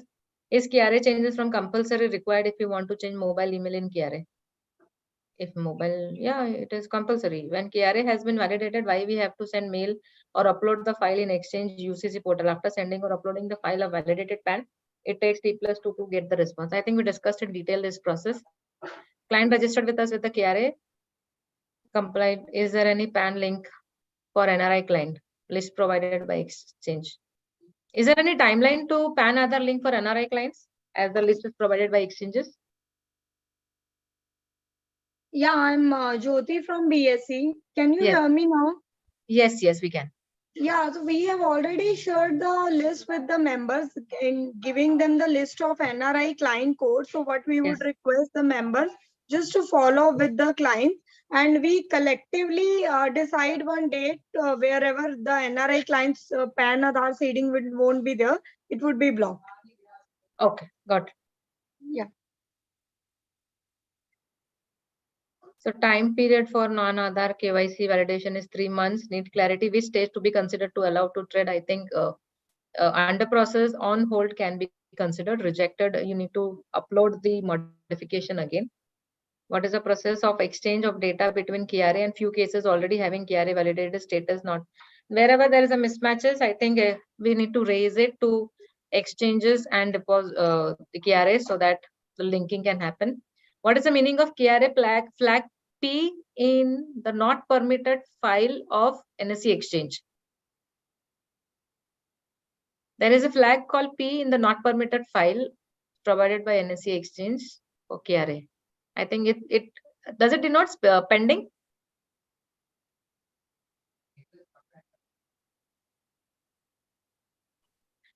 Anyone from NSE?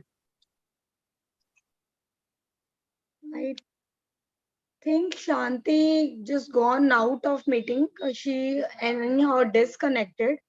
So someone from NSE only can clarify this. Okay, so we will keep it open. Yeah. Hello. So we have... Hi, Shanti here. Sorry, could you repeat the question? My network was disconnected. Yeah. So the question is, what is the meaning of KRA flag P in the not permitted file provided by NSE? So KRA flag P, as of now, what we are doing is whatever records are coming, we are just whatever records are coming invalidated, we are marking them as invalidated. Other records, we are marking them as P.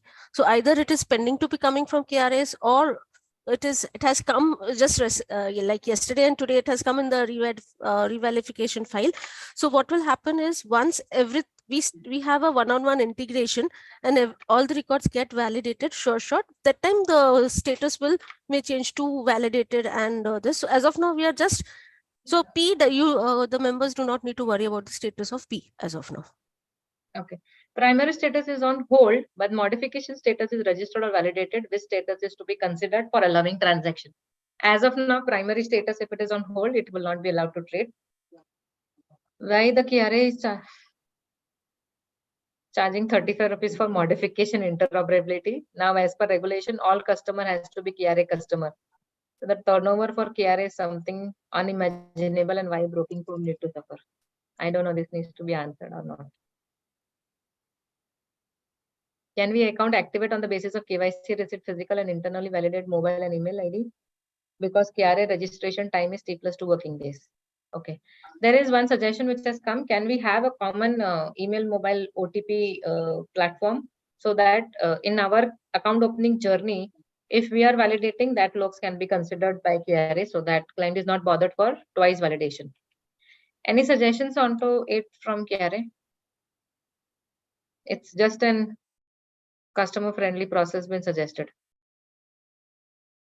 Yeah, we are providing the API for email mobile validation. Okay. The intermediary can use that API to intermediaries validation also completed in 1 hour and KRA also. Okay. I think Santosh, you joined recently, so there was a question on where we wanted a clarification on CVL. So can we ask that right now? Yes, because yes, no problem. So the question was that email mobile validation, which is pending, and there is no change in the email mobile. We are talking about the deadlines of 19 August data. And client has done the OTP and he is able to enter the OTP. And it has been asked that a physical request is mandatorily to be uploaded for processing that on hold request. So as CAMS, Karvy and NDML has requested that if there is no change and the same details needs to be validated, there is no requirement for the upload of physical form. Correct. My site also same way. Okay, for prior November KYC. Okay, for email and mobile validation or any changes, there is no application required for my site. So if the client clicks on the OTP, the status doesn't change. The primary status which has put on hold, the status doesn't change from on hold to validated. Yeah, we are always updating the status as the KYC verified to validated in T+1. Not immediately, in T+1. Okay, so members have been telling that a physical request was asked for. No. Every day we got some around 5,000 to 6,000 cases where email and mobile updated through my portal. Okay, and we are updating the same in T+1. Sorry. Okay, so members, you can note where there is, for only the pending for validation cases.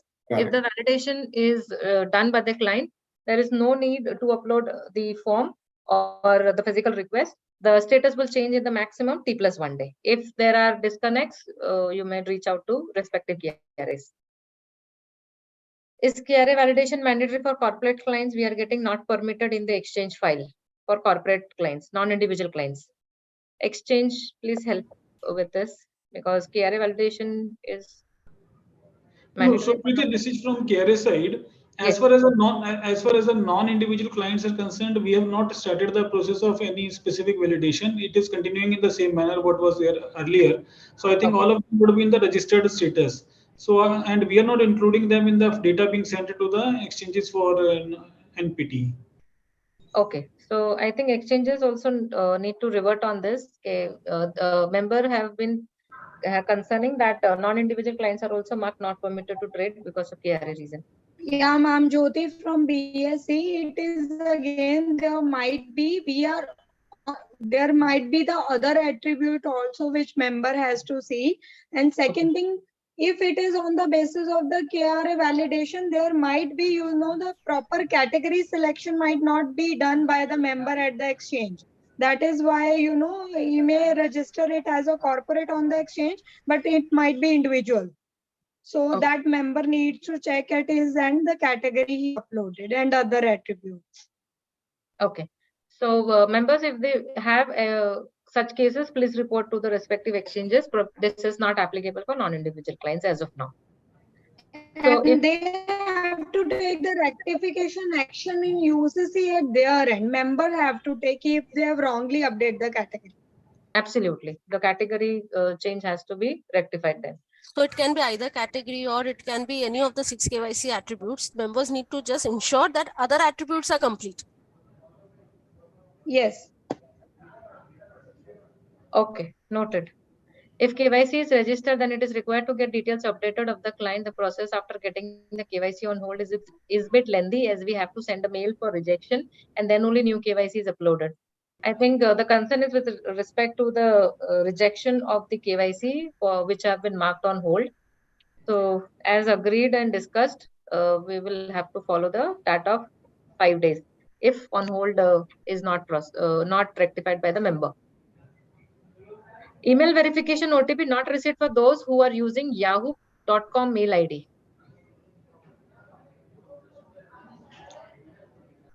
So this is possible. This is possible that sometimes the email sent by the KRA might be going into the bounce folder, and that specific issue we had discussed with SEBI also, and SEBI had agreed that the emails that we sent and we received the status from the service provider. There are categories in that. There are some hard bounces, there are soft bounces where the mail account is valid, but then it is not receiving. It is full, let us say. So those kind of cases also we are considering. So OTP, first of all, it is not a requirement, and delivery also, if there is a soft bounce, we still accept it. And the third, of course, the client can come to the website and can do it there also. Okay. NRI status from ITR records needs to be done by intermediary or by the KRA. This is not clear. To find the NRI status from the ITR records, who will do it? Intermediary or the KRA? Everybody will do it. Yeah, because even if intermediary has to do exactly what exactly that NRI status, what status? Tax status? Yeah, tax status from the ITR records. The question is NRI status from the getting any tax status from the ITR. Okay, we are just inoperative, operative. Okay, that status ITR. What they require. Santosh, I think I would put it simply that when you are onboarding a new client or you are processing a modification request, you check the ITD status, and in that resident membership status also comes, whether it is an NRI or not. And if it is coming as an NRI, you can exempt from the Aadhaar seeding. If it is not coming, you cannot. And same practice will be followed by the KRA also. So if you have checked at the front end, then it will not be anyway having a problem. Okay, the tax state, because for NSDL API and UTI API, nowhere the tax status is coming. I don't receive tax status from any of the PAN side APIs. Okay. So KYC is validated on 2nd September and still not allowed to trade as on today. Client has open position. We have written mails to KRA and exchange both.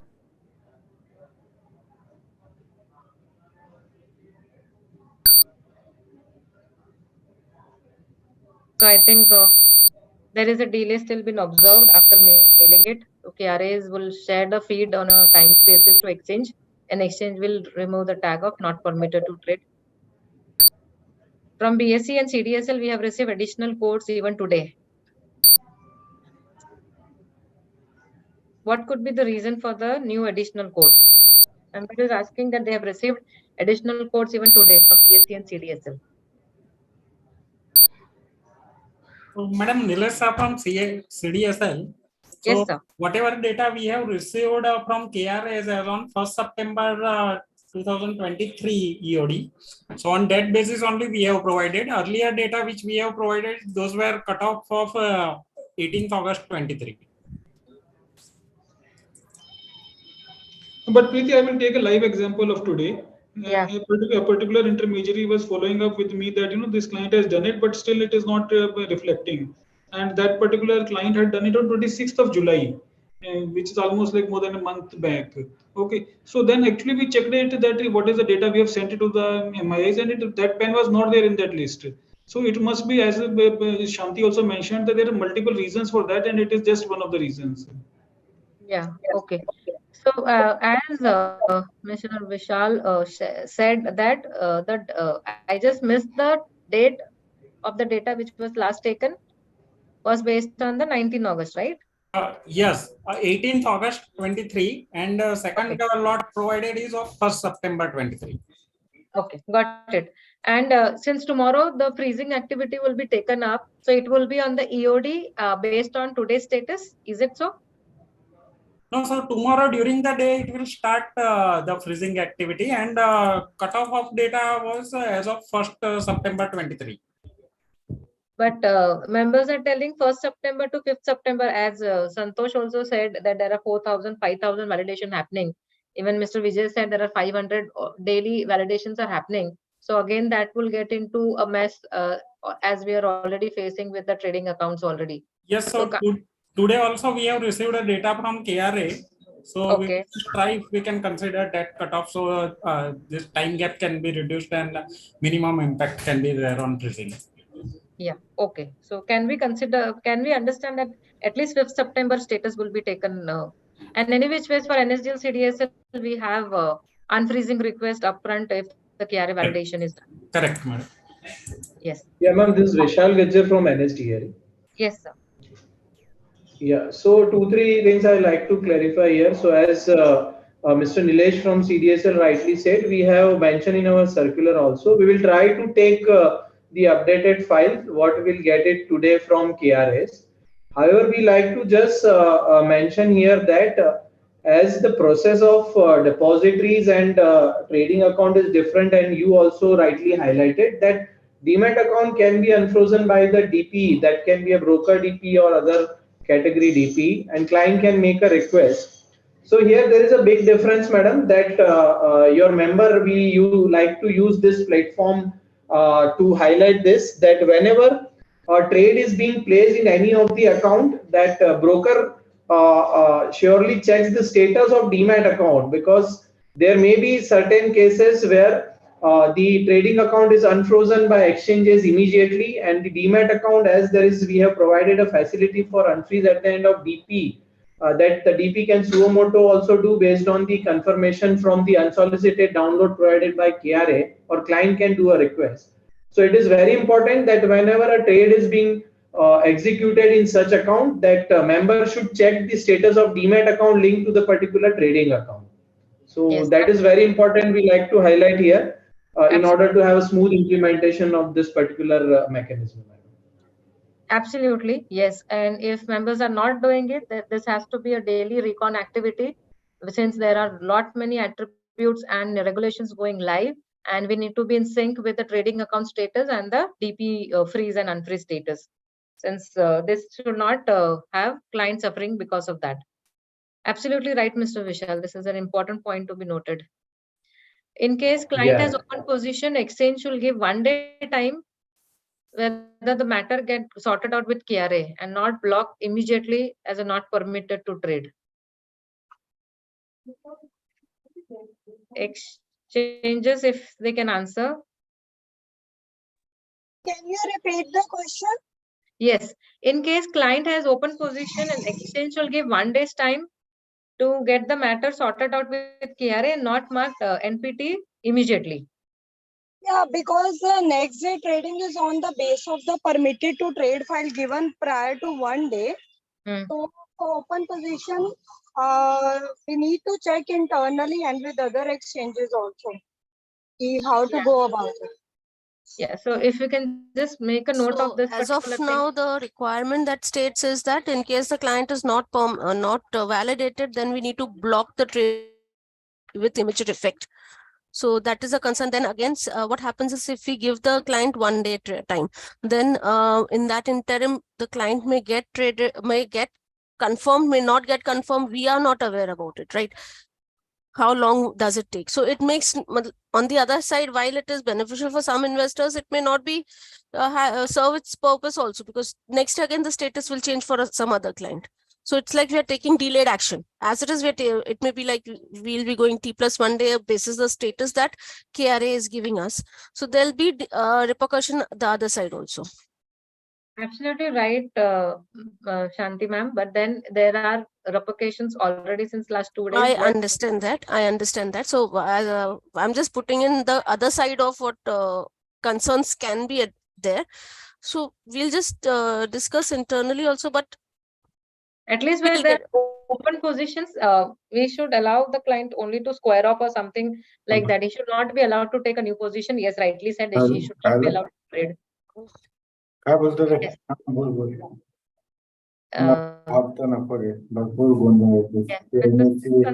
can you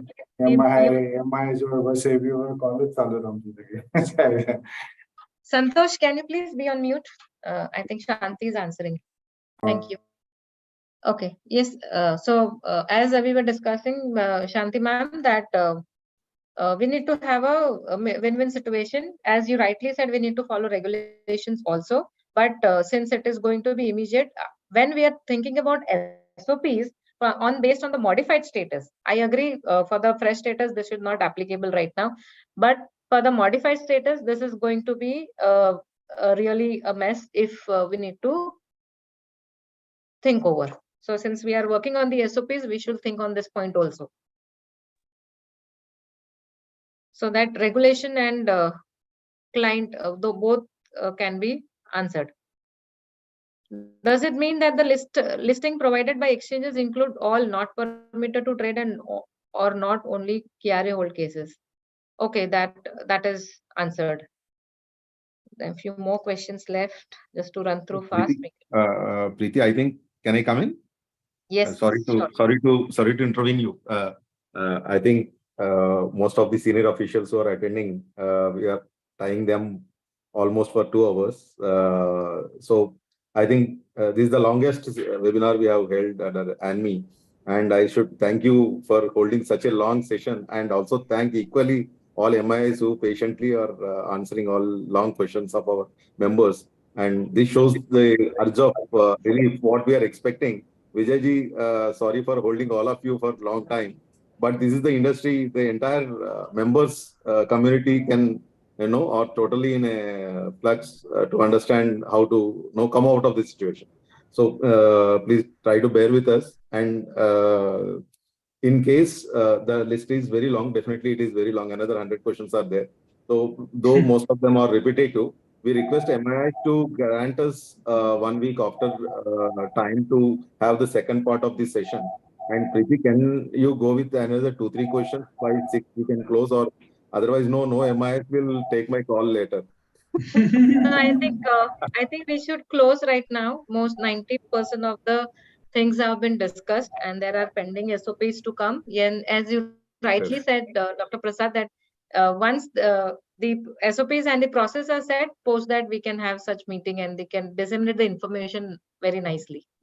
Absolutely. I think Vijayji and others who are all present here, and we extremely thank each one of you because the kind of session what we held today is very, very useful to our members. You can see the presence of the members throughout was above 400.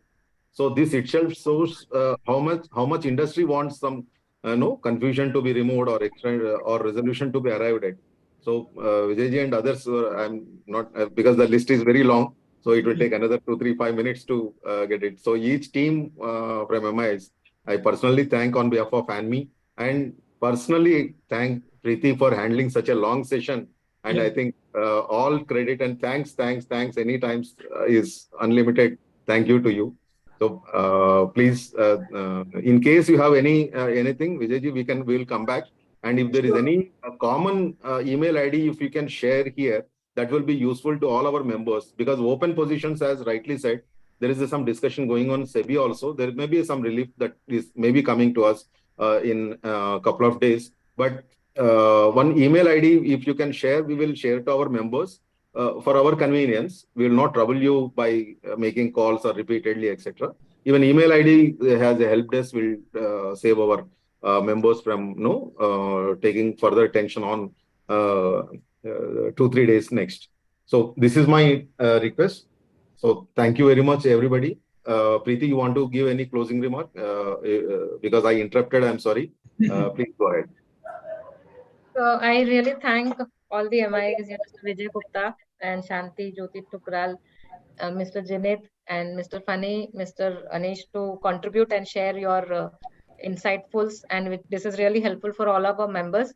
And it is really very, very good that you have put 2 hours for us to be more clarified and jointly run this process as laid down by the SEBI. So whatever are the open points, we will communicate separately. And definitely once we can meet after all the processes are set between you all. With thanking note. Thank you so much. Thank you so much. It was a very Yeah, thank you so much. Thank you. Thank you very much. Thank you for holding this all of session. you.